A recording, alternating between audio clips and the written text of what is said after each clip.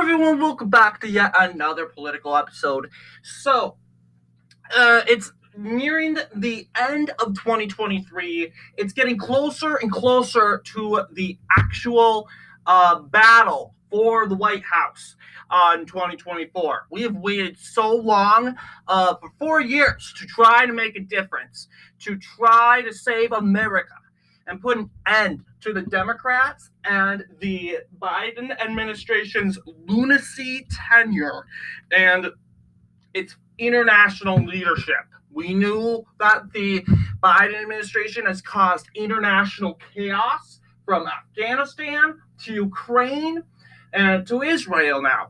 And they go, oh, you guys are misreading Biden's record. Really?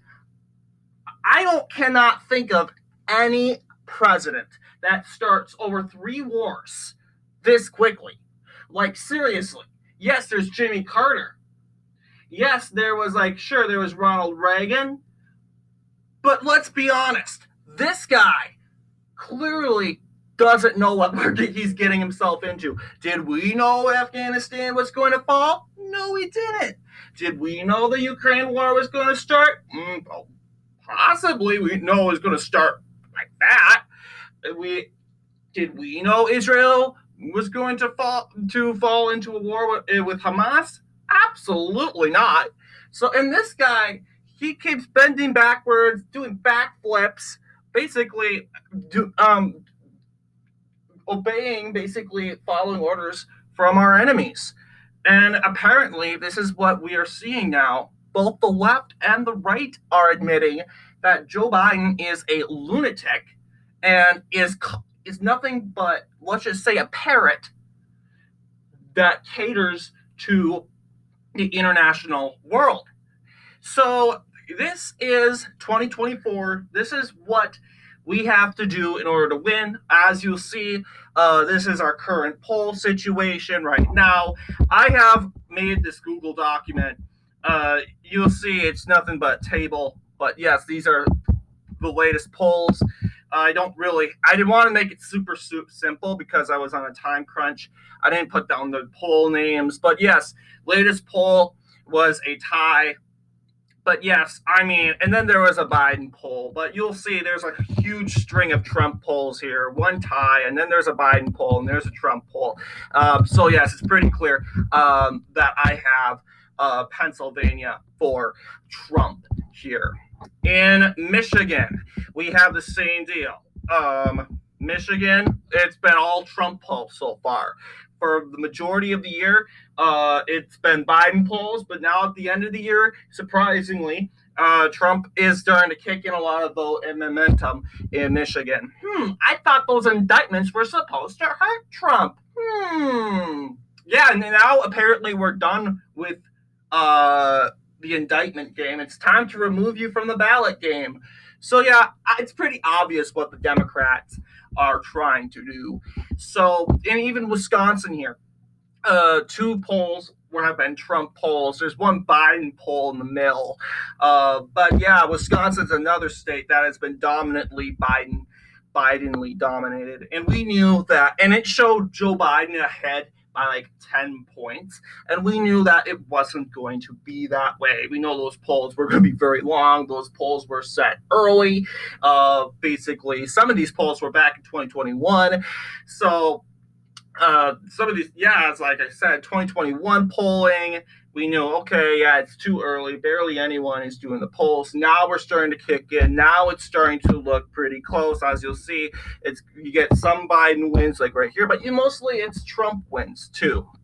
And I think Red Eagle Politics, we did a video today about the realistic expectations for the 2024 presidential election. Was a very good video. You should check it out. But basically, a lot of Republicans think, oh, Georgia, Arizona, Wisconsin, they went to Biden less than a point. And with Trump coming better than ever, he's going to score more points. That's not true. You think, oh, yeah, Trump, he's going to come back and he's going to take down the lower records. That's not necessarily true. And I know President Trump will do a great job visiting these key swing states, and I think he needs to kind of lead. But yes, I'm saying visit Texas, visit North Carolina. You don't want the left or like Joe Biden to visit these states and you just not visit them. That's going to backfire. So visit these states. Don't fall into the delusion that, oh, these states are Republican, a good midterm year. I don't care. Personally, who cares? They're still battleground states. I don't care if they voted double digits or over 5 points for Trump and over 4 years ago. I care less. Visit them anyway. But I'm saying the 5 or 6 states, if you want to put it, these states must come first, and that is Pennsylvania, Georgia, Michigan, Wisconsin, Arizona, and Nevada. Those are the 6 states that should trump every other state. And you should always pick on the state that is the most closest.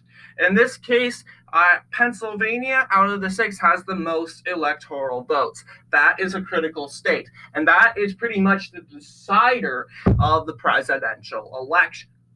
Then is Georgia. Georgia is a red state. I told you. Right? And the Democrats will say, no, that isn't, because we got 2 U.S. senators there and we got 1 presidential win. So? Really? First off, yeah. And what about the state government? The state government of Georgia is dominantly Republican. When it comes to state government, Georgia had a great year. I always like to say this because Republicans in general and Democrats too, they'll say, oh, we had a bad year in Georgia. No, you didn't. Are you kidding? No, you didn't. Let's see. Republicans won the House and the Senate, and not to mention won every election in the state government. Just not that federal election with the U.S. Senator. Well, I mean, it would have been great to have Herschel Walker in the United States Senate. Don't get me wrong. But don't get so hard on yourself. And people go like, oh, it's going blue. No, really? I don't really think that because, once again, polling and the results were very mind-blowing when it came to the black belt shifting rightward. It was just, Warnock was really praised a lot for his early works in the Senate. He became an Amy Klobuchar, and he made a lot of alliances, a lot of deals with businesses, farmers, and manufacturers. And as a result, they all went and voted for him because they were getting lots of money. Okay? Now, if it was not Raphael Warnock, I can guarantee you Herschel Walker would be in the United States Senate. But unfortunately, well, I shouldn't say unfortunately. I'm glad people are happy, but it would have been great to have Herschel Walker in the United States Senate.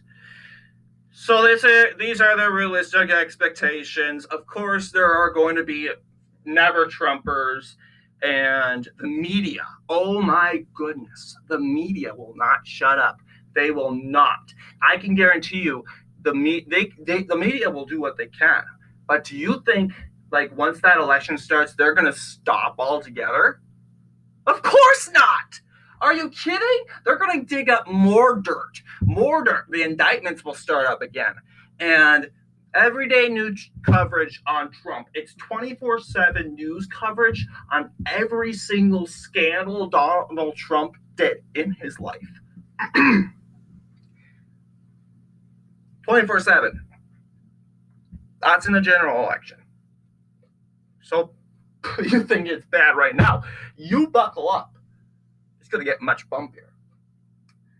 Anyway, yeah. I want to thank you all for watching, and I think if I do not hear you again tomorrow, I'm hoping to do a video tomorrow. But if I don't, I will see you guys in the next year.